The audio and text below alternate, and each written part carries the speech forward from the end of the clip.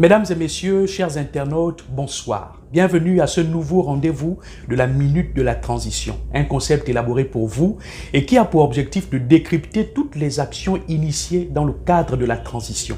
Pour ce quatrième numéro, nous nous appesantirons sur l'une des propositions issues de la sous-commission régime et institutions du dialogue national inclusif achevé le 30 avril dernier. Il s'agit du régime présidentiel.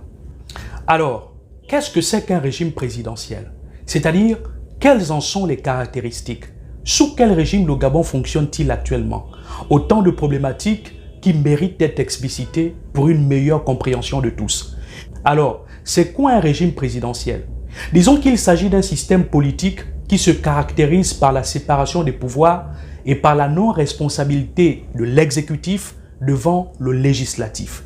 Dans ce type de régime, le président détient le pouvoir exécutif et est élu de manière indépendante du Parlement.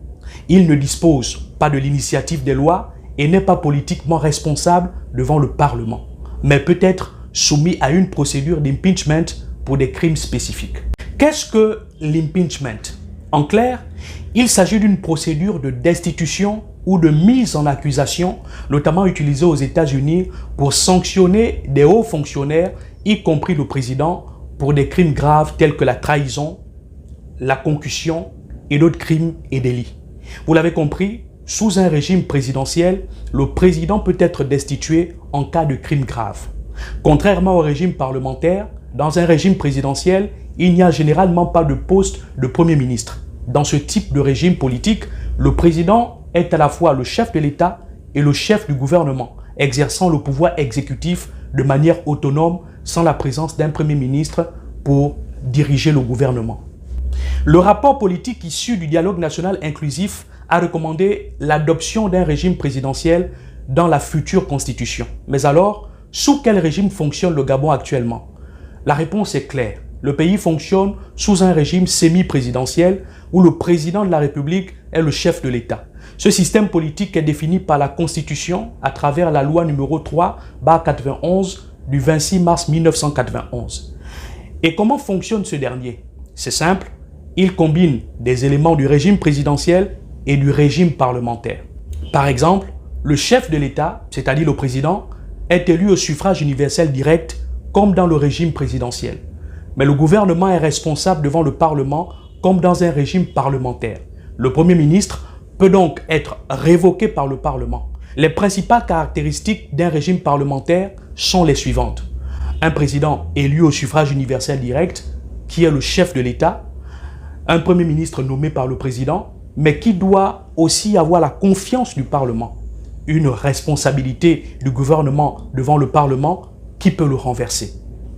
Vous l'avez compris, le régime semi-présidentiel se situe à mi-chemin entre le régime présidentiel pur et le régime parlementaire pur, en combinant des éléments des deux. Voici pour ce qui est du régime présidentiel. En bonus, nous vous avons fait la synthèse des principales recommandations politiques issues du dialogue national inclusif.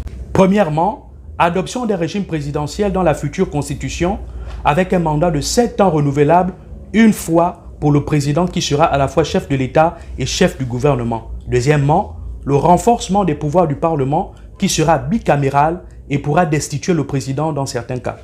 Troisièmement, suspension de tous les partis politiques jusqu'à la mise en place de nouvelles règles plus strictes. Cette mesure a cependant été critiquée par certains partis politiques.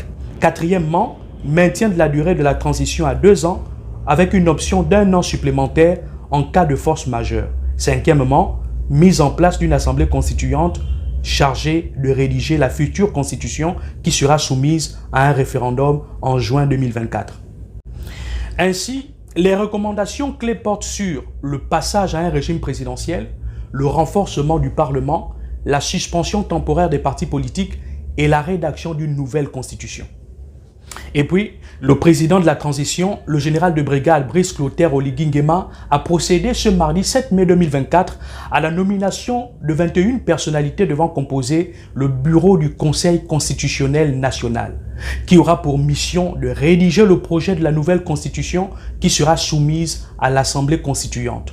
À sa tête, Muriel Mikwe Mintsa, l'actuel ministre de la réforme des institutions, et Sakaïm Boto comme coordonnateur adjoint 1, le révérend Bénin Gwambina comme coordonnateur adjoint 2. Mesdames et messieurs, chers internautes, nous sommes arrivés au terme de cette production. Comme pour les précédents numéros, je n'étais pas seul. À la technique, Frédéric Ebi-Evuna, à la rédaction, Kadet Tondo Eyi, Priscan Sam et Lorraine Biyengue.